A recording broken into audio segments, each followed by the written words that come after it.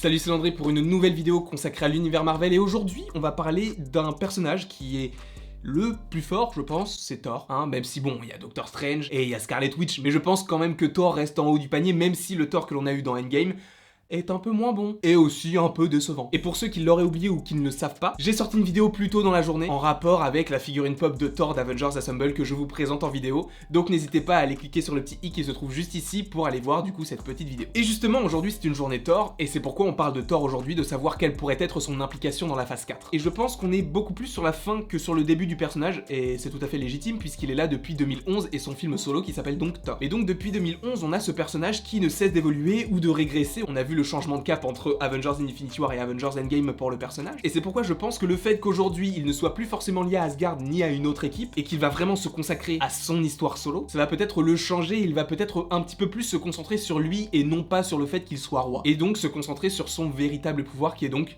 l'électricité, le tonnerre. Ce personnage de Thor a tellement à exploiter dans l'univers Marvel, et je me dis que son film Thor Love and Thunder va être incroyable. J'ai vraiment envie d'avoir un Thor qui défonce tout comme on l'a eu dans Avengers Infinity War, mais c'est vrai qu'il va falloir attendre un petit peu puisque si le film se passe juste après Endgame, il est toujours un petit peu lent, il faut qu'il récupère sa puissance qu'il avait donc dans le précédent film. Puisque Ragnarok et Infinity War ont raconté une histoire de Thor qui est incroyable. Dans Endgame, je trouve que son histoire est pas bâclée, au contraire, justement, elle est très exploitée, mais elle est exploitée dans le sens où on le montre un petit peu comme ce qu'il n'est pas réellement, c'est-à-dire pas vraiment un dieu. Et c'est ça que j'ai trouvé dommage en fait, c'est que pour un film aussi iconique que Endgame, on te présente un Thor qui est pourri. C'est pourquoi je pense que l'évolution qu'aurait Thor, soit qu'il se concentre vraiment sur son film solo, donc Thor Love and Thunder, mais je pense que dans ce film, de toute façon, ça a été un petit peu teasé, il y aurait donc les Gardiens de la Galaxie, mais pour une très courte apparition. Seulement, le lien qui existe entre Thor et les Gardiens que l'on a eu dans Avengers Infinity War et également dans Endgame avec Thor et Rocket, il est quand même consolidé par des bases fortes. C'est pourquoi je pense que si Gardiens de la Galaxie 3 il y a, et il y aura de toute façon, pourquoi ne pas avoir le personnage de Thor dans l'équipe? Sachant que James Gunn a dit, le troisième Gardien de la Galaxie marquera la fin de l'équipe que j'ai constituée durant toutes ces années. Ce qui ne veut pas dire que les personnages vont mourir, mais ce qui veut dire que s'il y a une suite aux Gardiens, ce ne serait vraisemblablement pas la même équipe. On aurait possiblement Captain Marvel, possiblement Thor, ou possiblement d'autres personnages qui pourraient aussi intégrer cette équipe, comme Nova, ou Adam Warlock. Bon, là, je viens de te donner 4 personnages ultra puissants.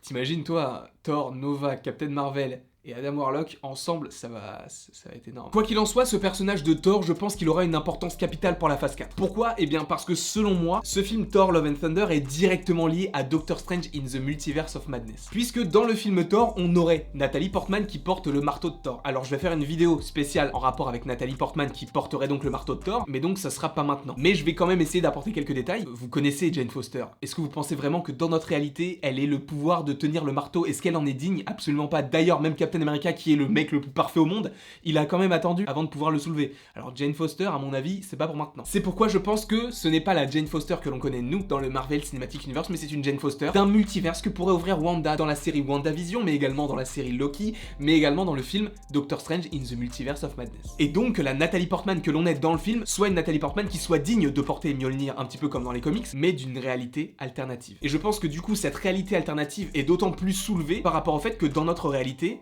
il n'y a plus Mjolnir. Il a été détruit pareil là dans Thor Ragnarok. Alors si Natalie Portman revient, ce qui est vraisemblable évidemment, puisque le personnage de Jane Foster ne semble pas avoir été tué, mais si elle revient en portant le marteau de Thor, ça veut dire que déjà elle en est digne, donc ce n'est pas la Jane Foster que l'on connaît, donc ça implique évidemment possiblement un multiverse, mais deuxièmement, cela veut dire qu'il y a le marteau de Thor, il y a Mjolnir. Sachant qu'il n'est plus dans la réalité que l'on connaît aujourd'hui, ça veut dire qu'il vient d'une autre réalité, qu'il vient d'un autre endroit. Et donc, cela impliquerait évidemment une nouvelle fois le multivers. Même si je pense que Thor Love and Thunder peut faire le lien entre le multivers et l'univers un petit peu plus cosmique avec les Gardiens de la Galaxie. Puisque je pense que le film ne se passera pas essentiellement sur Terre, puisqu'à la fin d'Avengers Endgame, il est avec les Gardiens. Ce qui veut dire qu'ils seront une nouvelle fois dans l'espace. Et s'il est dans l'espace avec les Gardiens, je doute qu'ils reviennent possiblement sur Terre. Après, c'est tout à fait possible, puisqu'il y a eu des concept art que Taika Waititi a dévoilé durant le confinement, où on voit que sur Asgard, donc en Norvège, il y a une sorte de pub et des sortes de dracars, ce qui veut dire que la civilisation asgardienne a repris vie. Et que si on a ces concept art, c'est qu'on les verra possiblement, évidemment ce ne sont que des concept art, donc c'est absolument pas sûr que ce soit dans le film, mais on les verra possiblement dans le film. Ce qui veut dire que le film pourrait se passer aussi sur Terre. Mais je pense que ce film, comme l'a été le personnage, peut faire la passerelle entre la Terre et le reste de l'espace. En tout cas, je ne sais pas ce que vous pensez de tout cela, mais je pense que le personnage de Thor a encore beaucoup à nous donner. J'espère en tout cas que vous avez apprécié cette vidéo, n'hésitez pas à l'aimer, à la partager, à la commenter et à vous abonner, cela me ferait extrêmement plaisir. Et il ne me reste plus qu'à vous dire à la prochaine